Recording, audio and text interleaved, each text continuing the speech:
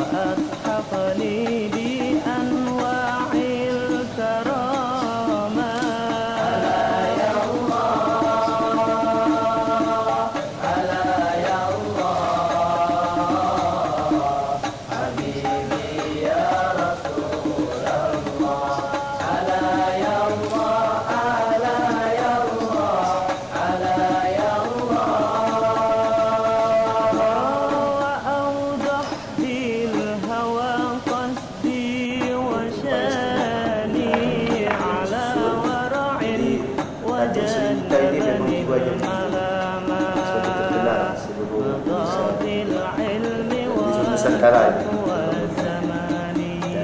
Kita sama-sama dengan bertemu. Dan sekarang ini menuju juga Malaysia. InsyaAllah akan terus memberikan berkat ini atas kunjungan kita yang punya kebenaran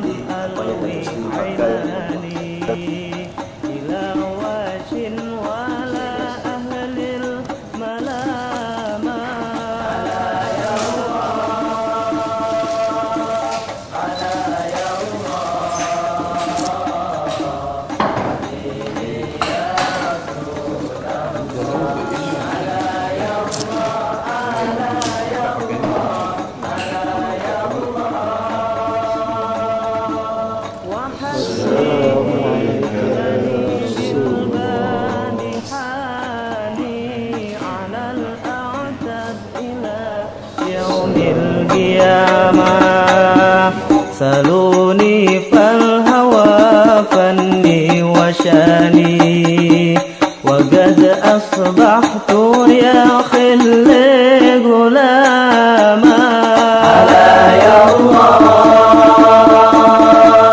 على يا الله حبيبي يا رسول الله على يا الله على يا الله حضرناهم على خمر الدنان عليهم أمطرت تلك الغمامة وهم في سكر ما شهدوا لثاني وبين